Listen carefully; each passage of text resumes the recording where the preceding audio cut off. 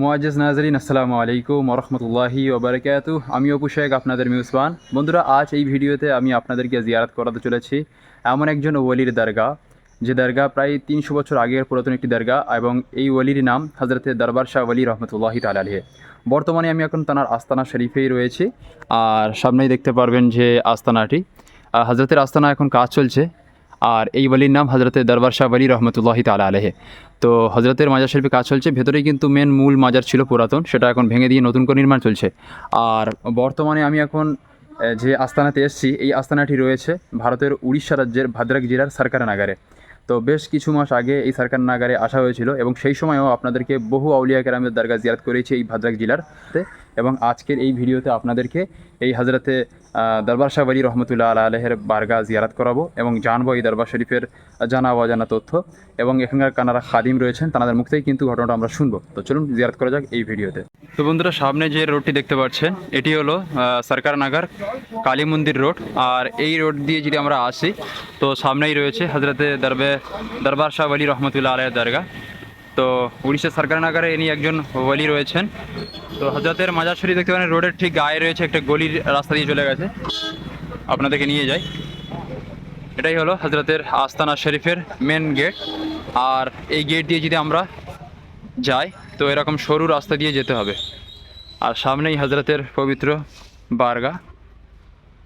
তো হজরতের মাজার শরীফের কাজ চলছে বর্তমানে, আর এখানকার খাদিমদের মুখ থেকে আমরা জানবো এই দরবার শরীফের হিস্ট্রি সম্পর্কে। তো দেখতে পারবেন এরকম সরু চিকন রাস্তা দিয়ে আমরা এখন যাচ্ছি হজরতে দরবার শাহ ওলি রহমতুল্লাহি তাআলা আলাইহির পবিত্র আস্তানাতে।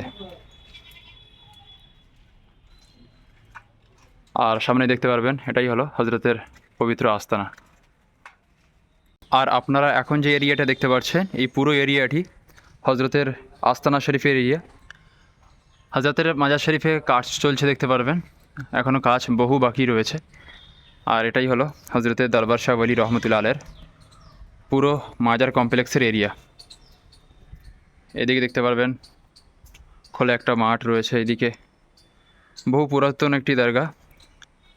এখানে দেখতে পারবেন ধূপ মোমবাতি জ্বালানোর জন্য ব্যবস্থা রয়েছে। ওই সাইডে রয়েছে ওয়াজুখানা। ঠিক আছে, এটা বেশ অনেকটা বড় এরিয়া নিয়ে হজরতের দরগা রয়েছে। তো বন্ধুরা, আপনারা দেখতে পারবেন যে এখনও গুম্বাদের কাজ চলছে, পুরো মাজার শরীফ নির্মাণ পুরো বাকি রয়েছে। তো চলুন এখন আপনাদেরকে হজরতের মূল মাজার শরীফ জিয়ারত করাই। আসসালামু আলাইকুম ইয়া ওলি আল্লাহ। তো বন্ধুরা, আপনারা দেখতে পারবেন যে মাজার শরীফের যে পুরানো যে কাঠামো, আগে যে ইমারতটা ছিল এটা, সেটা ভেঙে দিয়ে নতুন করে নির্মাণ করা হচ্ছে। আর এটাই হলো হজরতের পবিত্র মাজার শরীফ। আসসালামু আলাইকুম ইয়া ওলি আল্লাহ। আপনারা জিয়ারত করে নেন হজরতে দরবার শাহ ওলি রহমতুল্লাহি তাআলা আলাইহির পবিত্র বারগা। এটাই হলো হজরতের পবিত্র মাজার শরীফ। আসসালামু আলাইকুম হজরত। वालेकुम सलाम रहमतुल्लाहि व बरकातुहू। आपका नाम क्या है? अब्दुल कलाम खान अच्छा, आपके मज़ार के खादिम है ना? खादिम। अच्छा, हजरत का मुकम्मल नाम क्या है, माने पूरा नाम क्या है? पूरा नाम तो ये हम तो जो डिक्लेयर किए हैं सरकार मिल्लत, अच्छा, सैयद दरबार शाह बाबा रहमतुल्लाह अलैह। सैयद दरबार शाह रहमतुल्लाह। सैयद दरबार शाह बाबा रहमतुल्लाह अलैह। अच्छा, हजरत का मज़ार कब से कब खुलता है, कब बंद होता है?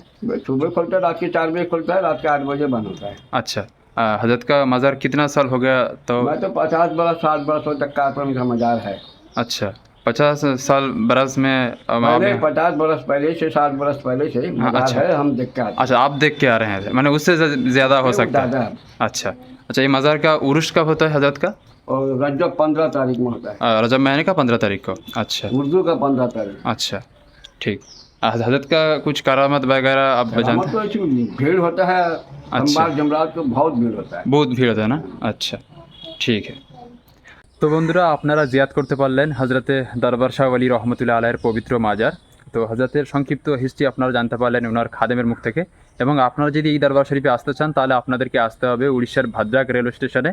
এই ভদ্রাক রেলওয়ে স্টেশন থেকে আপনারা অটো পেয়ে যাবেন সরকার নাগার পর্যন্ত। খানকা বললে আপনাদেরকে নামিয়ে দেবে।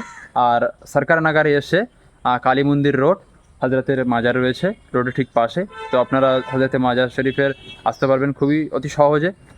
ভদ্রক রেলওয়ে স্টেশন থেকে আপনারা ডাইরেক্ট অটো রিজার্ভ করেও আসতে পারবেন হাজরতের দরগা পর্যন্ত। তো এতক্ষণ ছিলাম আমি অপু শেখ, আপনাদের মিউজবান। আবার দেখা হবে এমন কোনো দরগা শরীফের এপিসোড নিয়ে। ততক্ষণ আপনারা সুস্থ থাকবেন, ভালো থাকবেন। খোদা হাফিজ।